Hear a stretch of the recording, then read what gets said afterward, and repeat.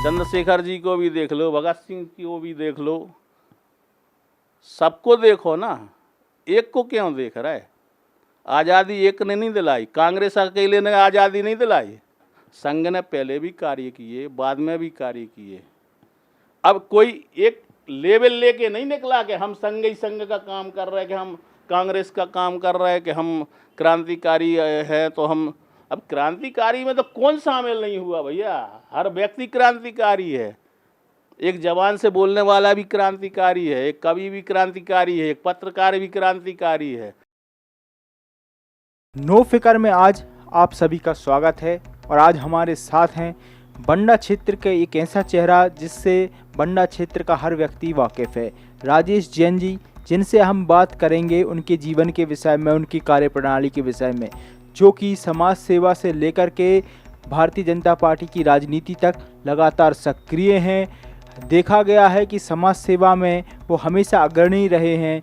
आज उन्हीं से जानते हैं उनके विषय में। आपका हमारे कार्यक्रम में स्वागत है। आपसे जानना चाहेंगे आपके जीवन के विषय में कि किस प्रकार का जीवन आपका रहा है, कैसे आपने राजनीति की शुरुआत की, बंडा क्षेत्र की राजनीति में कैसे आपकी शुरुआत? राजनीति का सवाल जो आप पूछ रहे हैं, राजनीति तो कहीं हमको ना मांगने की पड़ी है ना जाने की पड़ी है, हमारे पूर्वजों ही से मिली है। तो मिलने का ये है कि हमारे बब्बा जी जो थे एक प्रकार से जनसंघ के स्तंभ थे और राष्ट्रीय स्वयंसेवक संघ जो वर्तमान में आज अपनी पताका फहरा रहा है और हिंदुत्व का जो झंडा या अपना जो एजेंडा है सीधा सीधा, उसके आधार पर अगर बात की जाए तो पूर्वजों ही ने हमको ये सब कुछ दिया है। अगर मैं ये कहता हूँ कि अगर जनसंघ ना होती, भाजपा ना होती और राष्ट्रीय स्वयंसेवक संघ ना होता तो इस देश का मालूम नहीं क्या हाल होता। और आज की ज़रूरत भी है और जागरूकता भी है। और अगर आज अभी हिंदुत्व नहीं जगा, जो समय अभी चल रहा है वर्तमान में, आप देश और दुनिया को देख रहे हो और अपने देश को देख लो, जो काम 50 साल में नहीं हुए और अगर वो काम अपने यहाँ 7-8 साल में हो सकते हैं तो इसकी चेन तो बहुत लंबी चलनी है और चलेगी। मगर युग जो बोल रहा है आज, चाहे वो डिजिटल इंडिया का युग हो या मोदी का युग हो या योगी का युग हो या शिवराज जी का युग हो, लोग भी वही हैं और सोच वही नहीं है, सोच बदली है। जो भाजपा की सोच है आज विकास की और तरक्की की, देश को आगे ले जाने की, पहले के लोगों ने जो किया उसको बखान करना भी अपन उचित नहीं समझते, क्योंकि वो खुद अपने आप में इतने लज्जत टाइप के हो रहे हैं कि हम जो काम 50-50, 60-60 साल में नहीं कर पाए और आज की वर्तमान सरकारें, हमारे माननीय नरेंद्र मोदी जी हैं, मध्य प्रदेश सरकार में शिवराज जी हैं, आज आप चाहे सड़क की उसमें देख लो, चाहे आप लाइट के बारे में देख लो, 15-20 साल पुरानी क्या स्थिति थी लाइट की, रोडों की क्या स्थिति थी। और झूठ बोलने में जितने ज़्यादा ये पुराने लोग हैं, नए लोग तो नहीं है झूठ बोलने में, जितना पुराने लोग बोलते हैं उतना तो हमको नहीं लगता कि कोई और बोलता होगा। अब उनको सामने नहीं दिख रहा है कि हमारे गांव से सड़क निकली है, कच्ची भी निकली, पक्की भी निकली, हाईवे से जुड़ गए आप, लाइट हमको 24 घंटा मिल रही है, पानी की व्यवस्था हो रही है, योजनाएं इतनी बड़ी चालू हुई हैं। कहाँ तक झूठ बोलोगे आप जनता से? हमको नहीं लगता कि अब जनता आपकी बातों पर विश्वास करेगी झूठ बोल के। आज अग्रसर है हमारी पार्टी, भारतीय जनता पार्टी आज देश की और दुनिया की सबसे बड़ी पार्टी है। हमारी शुरुआत की आपने बात की थी, तो मैंने तो यही बोला आपसे कि मैं शाखा में गया हूँ। हमारे घर के लोग, हमारे पापा जी भी, और जैसा हमने बोला कि पुरानी स्थिति ये है कि पापा जी 2-2, 3-3 बार भारतीय जनता पार्टी के मंडल अध्यक्ष रहे हैं। बब्बा जी जनसंघ से शुरू से जुड़े हैं, और मैं तो जब से पैदा हुआ हूँ तो मैंने दूसरा चीज़ कोई देखा ही नहीं है। मैंने वो जो देखा है वो सामने है और उसी में हूँ। हमारा परिवार बहुत बड़ा है। हमारे बब्बा जी 7 भाई थे। आज खुशी इस बात की है कि 7 भाइयों में एक भी व्यक्ति हमारे यहाँ पे दूसरी पार्टी में नहीं है। 7 घर हमारे भारतीय जनता पार्टी में हैं। और साथ में एक चीज़ और है, मोदी जी जब पद पे आए, शिवराज जी जब पद पे आए, पुरानी बात कर रहे हैं, उनसे बड़े हम हो नहीं सकते, उनके आगे हम सोच नहीं सकते, उनके आगे हम जा नहीं सकते। हाँ, अगर सोच अच्छी है तो लगता है कि कभी शामिल हो सकते हैं उस दौड़ में। आज मेरे को 20 साल मेडिकल चलाते हुए हो गया।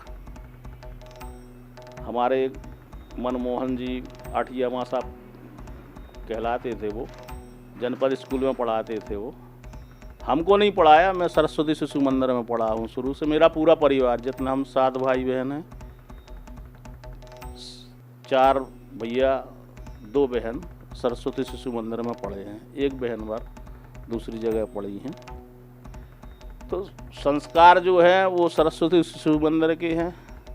आज के युग में हम शामिल हैं तो, मगर मैं नहीं रहता उसमें, उसके पक्ष में नहीं रहता। जो कॉन्वेंट वाली भाषा है वो अपने जहन में नहीं उतरती, सीधी सीधी सी भाषा है। और मैं उनके स्कूलों में जब भी जाके बोले आया हूँ ये बात कि आप लोग शिक्षा और स्वास्थ्य के नाम पर ठगी कर रहे हो। बनते अच्छे हो मगर अंदर कुछ और है, बाहर कुछ और है आपके यहाँ। तो बोलने में हमको न डर लगता है, ना हमको हिचक होती है। यानी कि आप पूर्णतः संघ की विचारधारा और संघ की विचारधारा पे ही चलने वाले व्यक्ति। देखो, ऐसा है कि संघ ने क्या नहीं किया और संघ ने इस देश को क्या नहीं दिया। वैसे तो नहीं दिया कि कोई उस संघ की सरकार बनी हो, तो संघ ने कोई सरकार बनाई है, मगर संघ के लोग जब जहाँ जाते हैं तो लगता है कि नहीं कोई आया है, कोई कार्यकर्ता संघ से आया है। किसी को हिंदुत्व अगर जगाने की बात की जाए, जो अपन कहते हैं हिंदी, हिंदू, हिंदुस्तान, और संघ का जो लक्ष्य है अब वो बहुत महान है, छोटी मोटी चीज़ तो है नहीं। और आज पूरी दुनिया में संघ का नाम है, और संघ के आगे सब पीछे फीके पड़ जाते। जैसे कि कई लोग इस पे प्रश्न चिन्ह लगाते हैं कि संघ की भारत की आज़ादी में क्या योगदान, इस पे प्रश्न चिन्ह लगाते हैं, तो इस पे क्या कहेंगे? भैया मैं ये बोलूँगा कि सारे के सारे हिंदुस्तानी आंदोलन में शामिल थे, सारी समाजों के लोग हिंदुस्तान में शामिल थे, सभी ने आंदोलन में सहयोग किया है। आज मैं ये भी तो कहता हूँ कि आप किसी का भी नाम लो, मगर हमारे यहाँ इनकी ये तस्वीर लगी, इनको भी तो देखो कि इनने क्या दिया है। चंद्रशेखर जी को भी देख लो, भगत सिंह को भी देख लो, सबको देखो ना, एक को क्यों देख रहा है? आज़ादी एक ने नहीं दिलाई, कांग्रेस अकेले ने आज़ादी नहीं दिलाई। मैं प्रश्न संघ की कर रहा हूँ कि संघ आप उसका जवाब दे रहे हैं ना आपको। आज आप संघ पे उंगली उठा रहे हो, उंगली तो पहले आप पे उठनी चाहिए ना। मैं नहीं उठा रहा हूँ, मैं उन लोगों की बात कर रहा हूँ उन लोगों पे उठनी चाहिए, वो उठेगी। और क्यों नहीं उठेगी? उन पे भी उठेगी ना। आप हम पे उठाओगे, हम पे कीचड़ फेंकोगे, आप बच जाओगे क्या?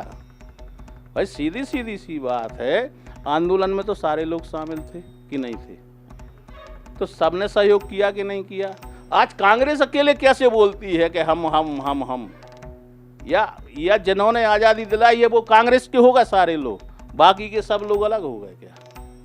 ये बात तो नहीं हुई ना। आप बताओ, अगर ये बात जच रही हो कहीं से कहीं तक तो आप बता दो। जैसे कि संघ बना, आपने उसके लिए पार्टी से जोड़ दिया। आंदोलन खत्म होने के बाद, आज़ादी मिलने के बाद आपने पर्टिकुलर एक नाम लेके उसको आगे बढ़ा दिया। उस समय ये सोच नहीं थी किसी की कि जनसंघ है कि भाजपा है कि संघ है कि नहीं है। सहयोग तो सभी ने किया ना। पार्टी तो बाद में बनी ना, कि पहले बन गई थी? जब पार्टी बनी बाद में है। संघ ने पहले भी कार्य किए, बाद में भी कार्य किए। अब कोई एक लेवल लेके नहीं निकला कि हम संघ ही संघ का काम कर रहे हैं, कि हम कांग्रेस का काम कर रहे हैं, कि हम क्रांतिकारी है। तो हम अब क्रांतिकारी में तो कौन शामिल नहीं हुआ भैया? हर व्यक्ति क्रांतिकारी है। एक जबान से बोलने वाला भी क्रांतिकारी है, एक कवि भी क्रांतिकारी है, एक पत्रकार भी क्रांतिकारी है। अपनी अपनी भूमिका सबने आज़ादी दिलाई है। आप एक नाम छोड़ दो, वो ठीक है, छोड़ दिया आपने, मान लिया, ठीक है, स्वीकार कर लिया। इसलिए कर लिया कि उसमें विवाद नहीं करना भाई, आज़ादी है, आज़ादी मिली है। वैसे तो फिर अब ये बोल दोगे कि अब तो आज़ादी मिली नहीं कहलानी, फिर तो कहीं ठेकेदार बन जाओगे ना कि एक ने दिलाई, कि 10 ने दिलाई, कि 1000 ने दिलाई। अरे जो लाखों शहीद हुए उनको किसने देखा भाई? उनकी भी तो चिंता करो, उनके परिवार की भी तो चिंता करो भाई। आज जवान है, किसान है, किसान खेत में भी तो अपना बलिदान दे देता है। जवान बॉर्डर पे जाके देता है। वो कभी कभी ऐसा होता है कि पब्लिक की भीड़ में अपना भी चला जाता है सब कुछ, सच्चाई के लिए, लड़ाई के लिए। बेईमान होता है वो, ना गोली खाता है और ना वो किसी को सामना करता है, वो पीछे भागता है, दौड़ लगा के निकल जाता है। अब आपसे जानना चाहेंगे कि जैसे आपके कार्य रहे हैं, तो आप एक विचारधारा के जरूर हैं, लेकिन आप जैसे हर धर्म के कार्यक्रमों में शामिल होते हैं, हर धर्म के कार्यक्रमों में आगे आते हैं, तो ये किस प्रकार से? आप जैन समाज से हैं, लेकिन हिंदू धर्म के कार्यक्रमों में भी और अन्य धर्मों के कार्यक्रमों में भी आप शामिल हो रहे हैं, तो किस प्रकार ये प्रेरणा मिली आपको कि हर धर्म से जुड़ते हैं आप, हर कार्यक्रम में शामिल होते, कैसे प्रेरणा मिली? देखो भैया, हमारे घर से जिस पथ पे हमारे चाचा जी गए हैं, आज वो हमसे दूर हो गए। पुराने के हिसाब से तो वो चाचा हैं। तो पहली चीज़ तो ये है कि जिस घर से साधु संत निकला हो, जिस घर से साधु बना हो, तो पहले तो हमको उनके बारे में भी सोचना पड़ेगा, अपने परिवार के बारे में भी सोचना पड़ेगा और अपने बारे में भी सोचना पड़ेगा कि अगर उनको हम सम्मान ना दिला पाए, हम उनकी इज्जत ना कर पाए और ना करवा पाए, तो हमारी इज्जत कहाँ रहेगी? तो एक चीज़ तो ये है।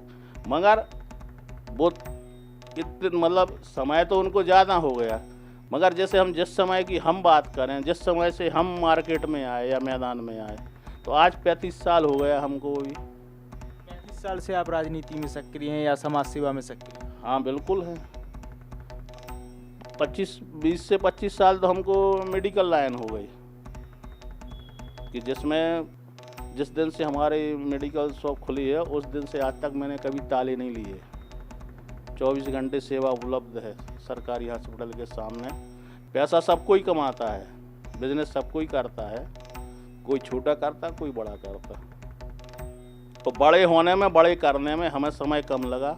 आप करेंगे आपको ज़्यादा समय लगेगा। उसका कारण ये है कि आप खोलेंगे दुकान शॉप के लिए सुबह 9 बजे 8 बजे से शाम के 8 बजे 7 बजे तक। तो हमारा जो बिजनेस है वो 24 घंटे का है। तो हमको पैसा भी पैदा होगा और इज्जत भी मिलेगी। इज्जत आपको कम नहीं मिलेगी, आपको भी मिलेगी। मगर जिसको कोई नहीं मिलता कभी, बड़ा आदमी का आप सांकर बजाओगे वो जल्दी घर से बाहर नहीं निकलता। मालूम नहीं कौन सी समस्या लेके खड़े हो तुम उसके पास में। मगर मैं ये कहता हूँ कि किसी की शहर में, नगर में, बंडा विधानसभा क्षेत्र में, बंडा तहसील में, कहीं भी किसी को भी ज़रूरत पड़ी है तो राजेश महावीर का दरवाज़ा और ना राजेश महावीर पीछे नहीं हटा है। जैसे बंडा क्षेत्र की बात की, तो आप काफ़ी वर्षों से बंडा क्षेत्र को देख रहे हैं, बंडा क्षेत्र में आपने लोगों के बीच में गए हैं, तो बंडा के विकास के लिए आप क्या सोचते हैं कि बंडा क्षेत्र के विकास के लिए आपकी क्या योजनाएं हैं कि किस प्रकार से बंडा क्षेत्र को और अधिक विकसित किया जा सकता है, यहाँ पे और डेवलप किया जा सकता है? देखो, पहला तो ये था कि सबसे बड़ी समस्या थी ट्रैफिक की, वो अब हल होने जा रही है कि जो फुल लाइन निकल रही, बाईपास निकल रहा है, तो एक समस्या तो ये सबसे बड़ी हल हो जाएगी। जो एक्सीडेंटल केस होते हैं, कोई भी होता है, तो ये सुविधा बहुत बड़ी है। छोटी मोटी नहीं है। और नगर को सुंदर और स्वच्छ रखना है तो जैसे 15 वार्ड हैं, एक वार्ड मेंबर की सबसे पहली जवाबदारी होती है कि आप अगर अपने वार्ड को स्वच्छ रखना चाहते हैं, सुंदर रखना चाहते हैं, साफ सुथरा रहेगा, आपको ऑटोमेटिक अच्छा लगेगा। जैसे कोई अपन उसको बोलते हैं पगडंडी या कच्चा रोड जहाँ होता है और वहाँ पक्का बन जाए, अगर डामर रोड हो जाए, सीसी हो जाए, तो एक ऑटोमेटिक अपने आप खूबसूरती नज़र आने लगती है। और फिर क्या होता है, आदमी का जो मानसिकता रहती है वो ऑटोमेटिक बदल जाती है। तो अच्छा होगा, अच्छी सोच होगी तो अच्छा ही रिजल्ट बनेगा ना। अब जैसे मैंने बोला ना कि 20 साल हो गए, 25 साल, जो अपनी जननी सुरक्षा वाली जो गाड़ी है जननी एक्सप्रेस, ये अभी चलने लगी। आपकी 108 नंबर अभी चलने लगी। जब मैंने मेडिकल खोला था जब नहीं चलती थी। तो उस समय को याद करो और आज के समय को याद करो, तो अगर किसी भी डेथ बॉडी के लिए कहीं ले जाना था, किसी के घर पे ले जाना था, तो गाड़ी नहीं मिलती थी। गाड़ी वाला गाड़ी जल्दी नहीं देता था। और बंडा क्षेत्र में मैं पहला व्यक्ति हूँ कि मैं डेथ बॉडी उठाने को भी गया हूँ और छोड़ने को भी गया हूँ और लेने को भी गया हूँ। और आपके पास पैसा हो सो दे दो, नहीं हो सो दे दो, हमें उससे कोई दिक्कत नहीं। और ज़रूरत पड़े डीजल पानी अगर पेट्रोल को चाहिए हो तो हमसे भी ले लो। और जब से अपन ने दुकान खोली है वहाँ डॉक्टर की भी ज़रूरत थी, सिस्टर की भी ज़रूरत थी, चपरासी की भी ज़रूरत थी। पहले इतनी जल्दी हॉस्पिटल नहीं खुलती थी, बाहर से गेट लगा रहता था। तो खुशी की बात यह है कि जब से मेडिकल खुला है, मतलब पूरी देन हम उसको अपनी नहीं मानेंगे, वो तो उनकी ड्यूटी है तो उनको तो करना ही है। उनका मिलने का हो गया कि नाइट में भी डॉक्टर मिलेगा। अब चूँकि परिस्थितियाँ जब जैसी बदलती रहीं, कभी है डॉक्टर कभी नहीं है। पहले कभी ऐसा भी रहा कि महिला डॉक्टर नहीं रहती थी, अभी भी यही स्थिति है, कभी रहती है कभी नहीं रहती है। तो मतलब अपना कहने का ये है कि पहले ये होता था कि अगर रात में डॉक्टर ने मरीज को देख लिया तो दवा नहीं मिल रही, दवा मिल रही तो डॉक्टर नहीं मिल रहा। अब भगवान की कृपा ऐसी है कि दवा भी मिल रही, दुआ भी मिल रही और डॉक्टर भी मिल रहा है, वो दवा भी सब अवेलेबल है। तो अपना कहने का आशय या ये अपनी शुरुआत जो है कि अपन ने ये नहीं सोचा है कि ये बड़ा आदमी है कि ये छोटा आदमी है। बड़े आदमी को तो दुनिया मिल जाएगी, छोटे को कौन मिलेगा। अगर छोटे को मिल गया आप 12 बजे के बाद, 11 बजे के बाद उसकी समस्या हल हो गई तो वो सबसे अच्छी चीज़ है।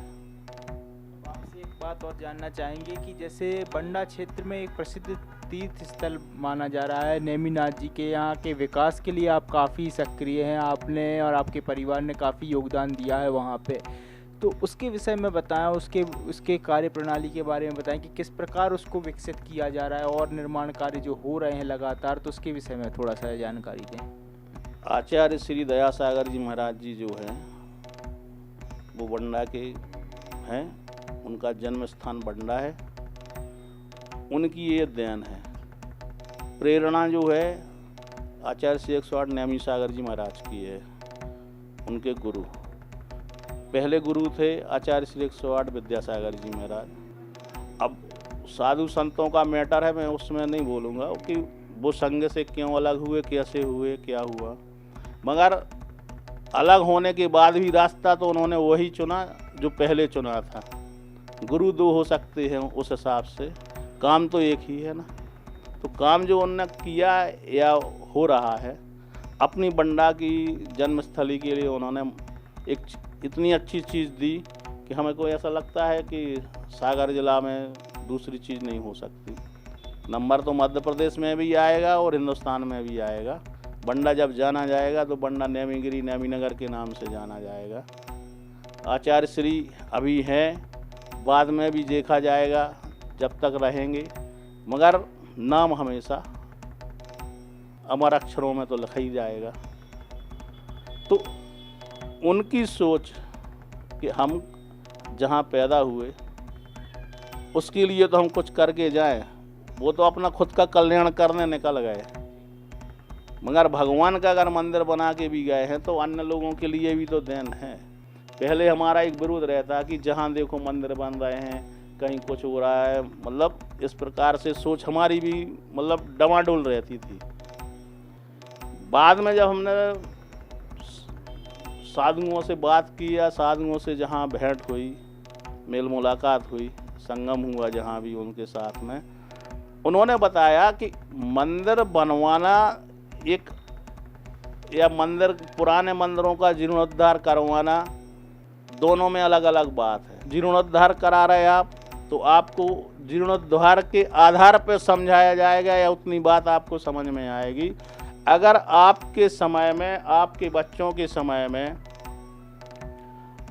अगर प्रोग्राम नहीं होगा, भगवान की प्राण प्रतिष्ठा नहीं होगी, और जब आप देखेंगे नहीं तो आपको मालूम कैसे रहेगा, पता कैसे रहेगा कि भगवान की प्राण प्रतिष्ठा होती कैसे है, मंदिर बनता कैसे है, वृद्धि प्रतिष्ठा कैसे होती है। इन सब चीज़ों के लिए जानने के लिए, पता लगाने के लिए गुरुओं ने ये बोला कि मंदिर बनने का कारण मेन ये है, जब आपके समय में कोई प्रोग्राम होगा, जब तो आपको जानकारी होगी कि कलशारोहण कैसे होता है, मंदिर का निर्माण हुआ है, भगवान की प्राण प्रतिष्ठा कैसे होती है, लोग पात्र कैसे बनते हैं, इंद्राणी कैसे बनते हैं, मतलब इन सब चीज़ों के आधार पर आपको जानकारी होगी। जब तो आपकी आने वाली पीढ़ी समझेगी कि भगवान का क्या होता है, क्या नहीं होता है, कैसे होता है।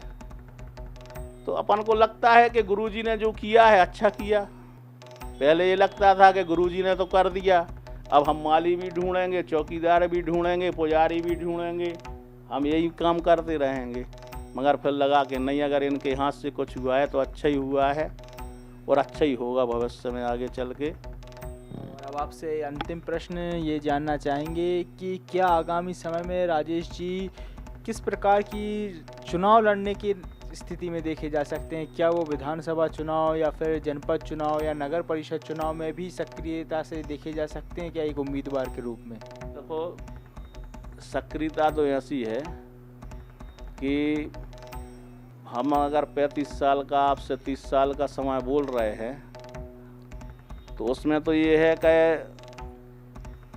राम प्रसाद जी चुनाव लड़े थे, शंकर पहलवान जी चुनाव लड़े थे, बीरन जी चुनाव लड़े,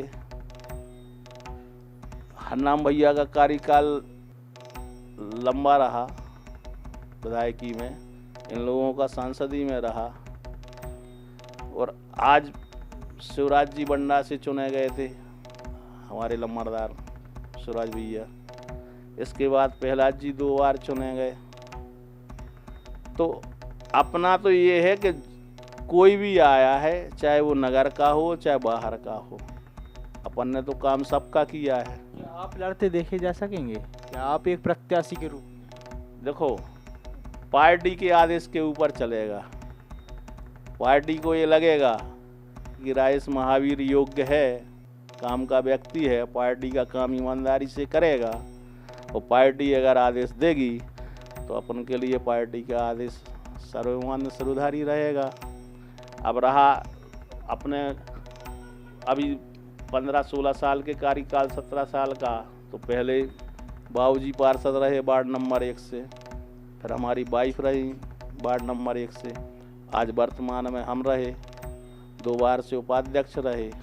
तो भूमिका तो है कि जब एक व्यक्ति एक वार्ड से 3 बार चुना जाए तो वो कहलाना तो वो वार्ड का चुनाव, मगर शुरुआत तो यही है, स्टार्टिंग तो यही है। अब ये प्राथमिकी तो अपन ने दर्ज करा दी कि हमारा वार्ड जो है वो कट्टर कांग्रेसी वार्ड है, और अपन 3 बार से अगर चुन के आ रहे हैं, ना तो वहाँ ज़्यादा समाज है हमारी, तो कोई जैसे बोले कि समाज ज़्यादा है इसलिए जीत रहे आप, सीधा है हमारा वार्ड ही कांग्रेसी है। अब चूँकि उनको लगता है कि राजेश भाई वार्ड में हमारे साथ में हैं, हमारे सुख दुख में काम में आएंगे। अब 3 बार अपन जीत चुके, पापा जी जीत चुके, मिसेज जीत चुकी, हम भी जीत चुके, 2 बार से उपाध्यक्ष हैं। पापा जी मंडल 2-2, 3-3 मंडल अध्यक्ष 2-2, 3-3 बार रहे, हमारी मिसेज भी 2 बार महिला मोर्चा की नगर अध्यक्ष रही। तो मतलब क्रिया प्रक्रिया जो है वो तो चल तो रही है सतत। अब बाकी का फिर पार्टी के ऊपर है कि पार्टी जैसा चाहेगी होगा तो वैसे ही। ये हमारे कार्यक्रम के लिए समय निकालने के लिए धन्यवाद। आपके लिए भी भैया धन्यवाद, आप लोग पधारे, आपका बंडा नगर में स्वागत है, हमारे ऑफिस में स्वागत है। तो आपका सहयोग और हमारा सहयोग एक दूसरे को मिलता रहेगा तो आगे भी मुलाकात होती रहेगी। तो हमारे साथ थे राजेश जैन महावीर जी, जिन्होंने अपने जीवन के विषय में बताया और अपने कार्यों के विषय में बताया कि किस प्रकार लगातार वर्षों से वो सक्रिय हैं और बंडा क्षेत्र में किस प्रकार वो अपने कार्य कर रहे हैं।